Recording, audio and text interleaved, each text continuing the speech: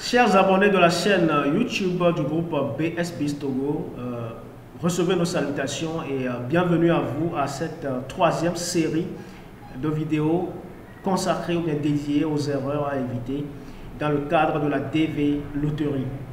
La présente vidéo sera très brève, elle évoquera tout naturellement une autre série d'erreurs à éviter, mais justement, quelles sont les erreurs qui seront abordées tout au long de ces quelques minutes que nous allons passer ensemble?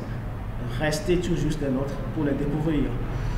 Nous l'avons dit à plusieurs reprises, le processus de DV Loterie est un processus entièrement gratuit du début jusqu'à la fin, c'est-à-dire de la phase des inscriptions à la phase des interviews.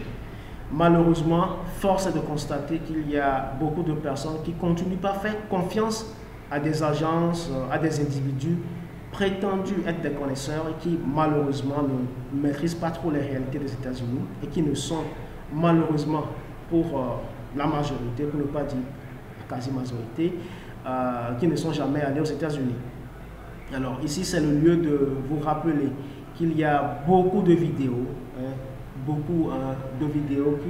qui renseignent et démontrent comment soumettre sa candidature, comment remplir les différents formulaires, notamment le DS 260, comment rapidement saisir le KCC en cas d'attente trop longue ou de difficulté, et éventuellement en cas d'erreur, comment rapidement demander le déblocage de son DS 260 et procéder à la correction des erreurs. Et parlant de cela, il y a d'ailleurs l'animateur principal de cette chaîne, j'ai nommé Dr Brad Boubati, qui a produit une vidéo sur cet élément-là, c'est-à-dire comment, en cas d'erreur, demander le déblocage de son DS 260 et rapidement rectifier les erreurs.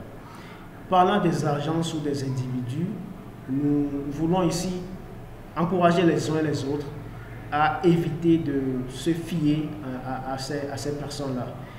Malheureusement, il y a beaucoup de nos abonnés qui ont été trahis et nous ne voulons pas trop, ou bien nous ne voulons plus être navrés pour de pareilles situations.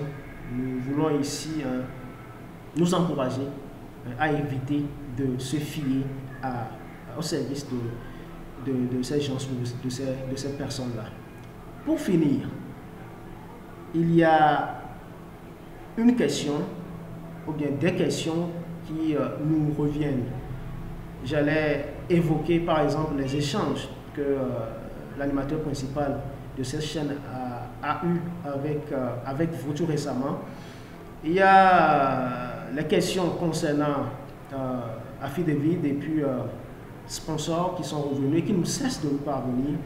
Eh bien, sachez que il ne faut pas se fier trop à ce que les gens racontent. Et surtout ne pas ériger ces choses-là en loi ou en règle.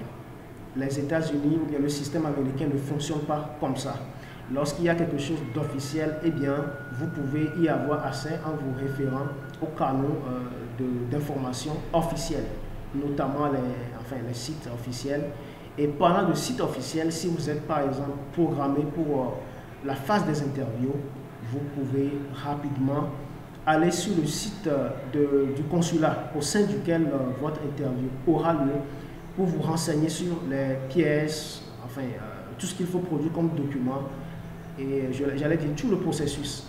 Et si toujours, malgré que vous consultez le site, vous avez toujours des difficultés, eh bien vous pouvez contacter les services ou bien le service consulaire pour avoir un peu plus d'informations.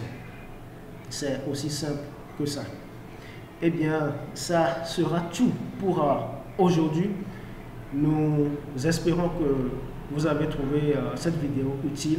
Eh bien, vous trouvez tout ce que nous faisons utile. Si tel est le cas, aimez nos productions, aimez cette vidéo, partagez-la ou bien partagez-les avec vos amis et surtout, invitez d'autres personnes à aimer ce que nous faisons et ce faisant, vous nous encouragerez à aller de l'avant. Eh bien, merci de nous avoir prêté ces quelques minutes, enfin, surtout à nous suivre et à la prochaine. C'était Nobel Segaya, assistant de Dr. Blad Bupati, à qui je rends encore une fois un hommage et que je remercie parce que toute l'initiative est à mettre à son actif. Merci et à la prochaine.